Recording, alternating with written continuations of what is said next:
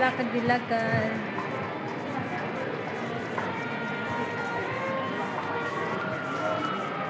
Naghahanap kami ng makakainin para sa dessert, guys.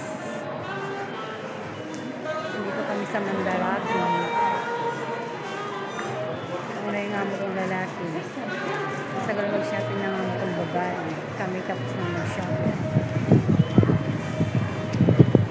Bilis ko lang naman makuha yun sa akin. Kasi alam ko naman na yung bibilihin ko. Sundan natin si Daddy.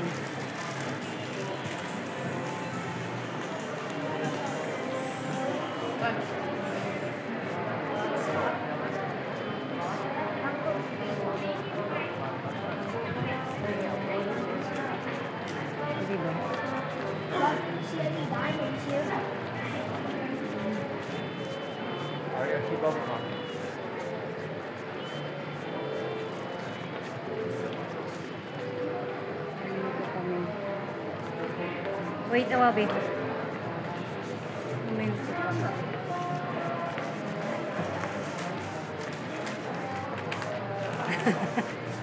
Why?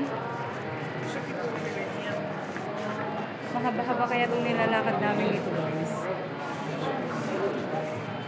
Ano ba itong kakainan namin? Shiteria.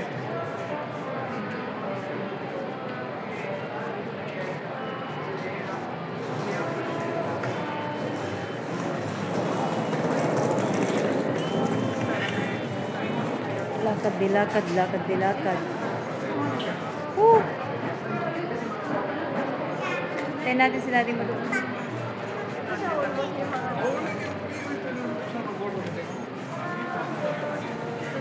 Doon daw.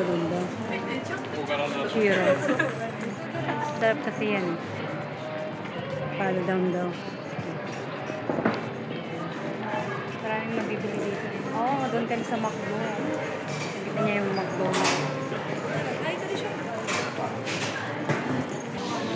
May McDo, guys. Kakain kami sa McDo ng snack. Kaya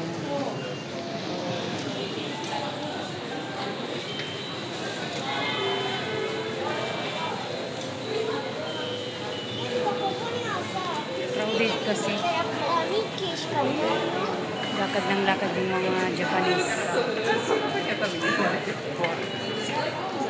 Mahilig silang maglakad. Dito sa palang ang nakita kong hindi nawawalan yung taong lakad ng lakad. Pero sa sarap ng pagkain nila, guys, pati dessert. Hindi nakakataba. Mahaba-haba yan. Hanggang sa kaliwa. Sa kabila.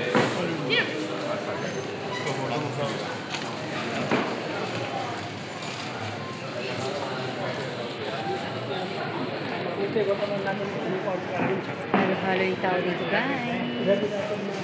4 na beses na ako pumunta ng Japan. Dito sa Tokyo, 2 beses. Isa sa Osaka. Tsaka isa sa Kyoto. Walang upuan sa McDo, guys. May 7-Eleven din sila.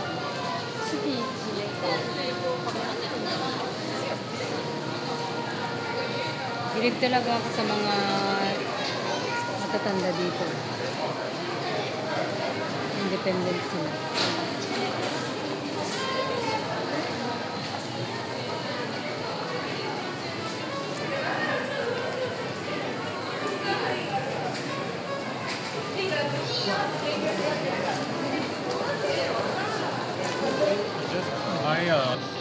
Nagsisidatingan ng mga tao.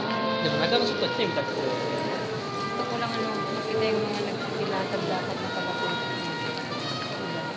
Iba't ibang mata. Para hindi lang ako yung labang nasa. May bike ko dating niya. Nakikita sa school. Pagod na akong maglakad, guys.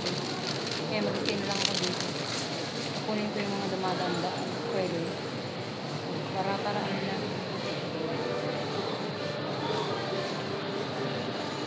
Napakaganda talaga ng Japan. Hindi nakakasawang balik-balikan. At Mag-apat na beses na ako pumupunta ng Japan. Ang ganda-ganda talaga. Ang sarap pa ng mga pagkain nila. At saka yung beef nila, talagang iba-iba yung beef. Okay. Steady. Cute. Diba? Para makita ko. Makita yung pagkain. Yan. Sige. Ang pogi niya, no? Pogi nung pumasok doon. Tumingin ba naman bago pumasok?